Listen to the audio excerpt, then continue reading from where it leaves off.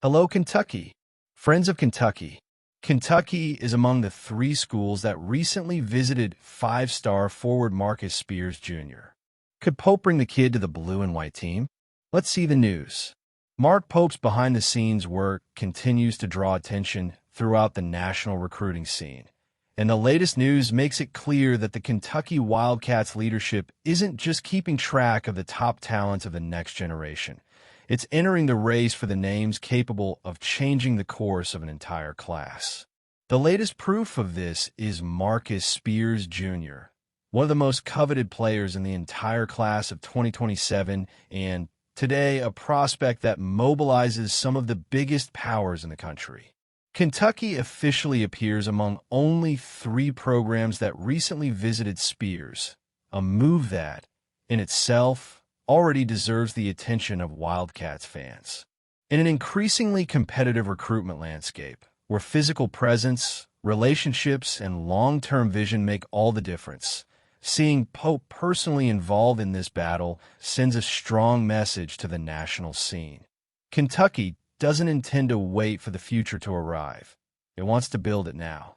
The dynamic prep forward from Texas confirmed that Kentucky, LSU, and Texas recently visited his school, all within the last month, showing that their race for one of the most special talents of the new generation continues at a rapid pace.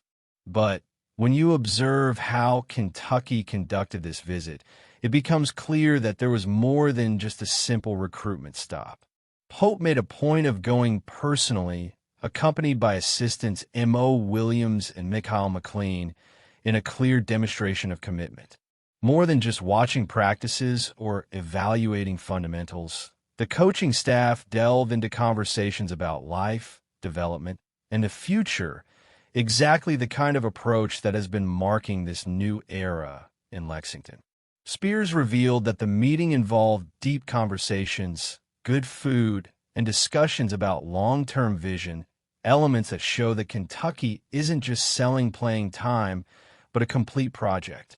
And perhaps the most encouraging sign for the Big Blue Nation came from the young talent's own words.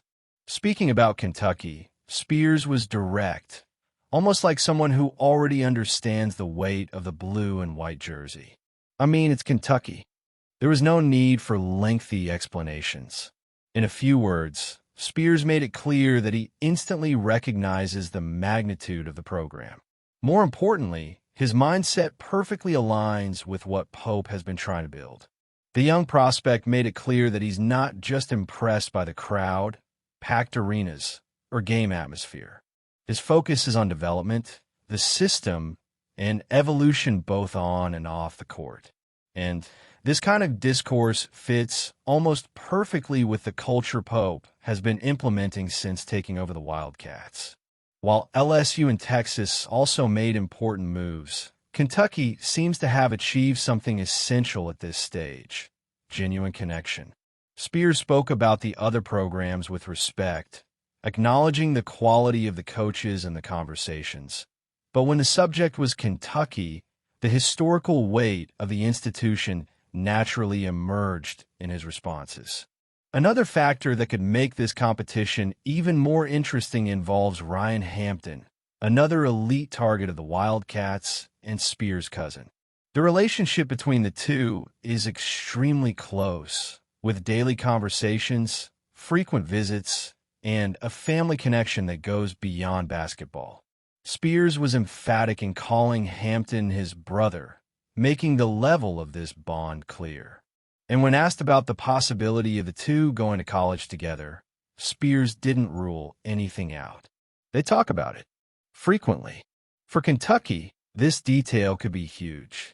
In a scenario where programs try to assemble historic classes, the chance to attract not just one, but two five-star talents with a family connection could become a game-changer for the class of 2027. Today, Spears is among the best players in the country and remains established as one of the most complete prospects of his generation. His size, mobility, athleticism, and versatility make him a rare gem, exactly the type of player capable of changing the identity of a program for years. The dispute is far from over.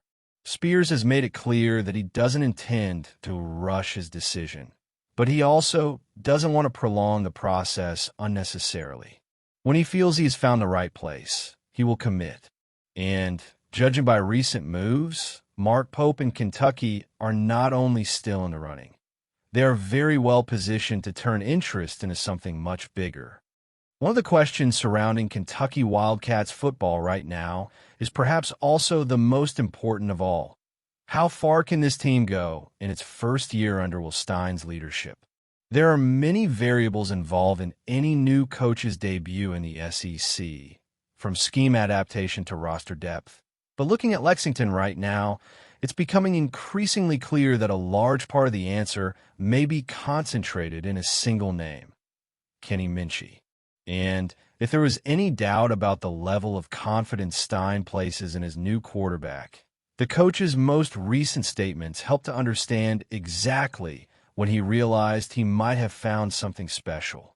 For many Kentucky fans, Mincchi's arrival still seems shrouded in a certain mystery.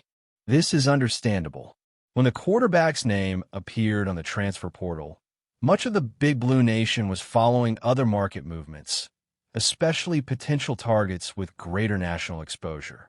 Then, suddenly, Kentucky emerged as Mincchi's destination in a twist that caught the attention of the entire college scene, especially since the decision came shortly after a previous commitment to Nebraska. At that moment, many saw the move as an important victory for the new coaching staff. What few knew was how convinced Stein already was of what he was seeing. The initial challenge was obvious. Unlike other quarterbacks on the portal with extensive resumes as starters, Mincchi arrived from the University of Notre Dame with an extremely limited amount of footage. In 3 seasons, the former 4-star quarterback participated in just over 100 snaps and attempted only 29 passes. For many coaches, this kind of small sample size could generate doubts.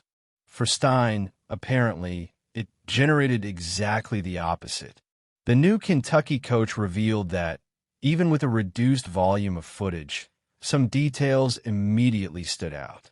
For Stein, the most important characteristic in a high-level college quarterback isn't necessarily the big plays or flashy numbers, but something much harder to teach: the ability to process quickly, throw at the right time, and accurately place the ball in tight windows. That's exactly what he saw in Mincchi. According to Stein, even in seemingly simple situations, it was possible to identify a quarterback comfortable in the pocket, understanding progressions, anticipating routes, and making decisions within the rhythm of the play. For a coach whose offensive identity has always been based on timing, rhythm, and efficiency, that was enough to immediately grab his attention. But video never tells the whole story. However good the initial assessment was, Stein knew that real confirmation would only come when Mincchi was immersed in the competitive environment of Lexington, absorbing terminology, communicating protections, and operating the system in real time against an aggressive defense. It was precisely during spring training that conviction began to transform into certainty. Stein explained that his assessment completely changed when he began observing not only Mincchi's passes, but also how he commanded everything around him. The coach wanted to see a quarterback who understood the play before the snap, who communicated with authority, who organized his teammates, and, above all, who never seemed lost. And, according to him, that's exactly what happened. The coaching staff perceived a player comfortable with the playbook, confident in his reads, and, above all, operating like someone who already understood the rhythm of high-level college football. In other words, Kentucky realized they had something real on their hands. Interestingly, the moment that perhaps defined everything didn't even end with a reception. During one of the most competitive spring practices, defensive coordinator Jay Bateman drew up a blitz to one side of the line of scrimmage. Before the snap, Mincchi identified the pressure and adjusted the offensive protection. The defense, Noticing the adjustment changed the alignment again. Instead of panicking or simply accepting the play as it was, Mincchi reacted a second time, reorganized the entire protection before the ball was put into play, and still managed to throw from a completely clean pocket.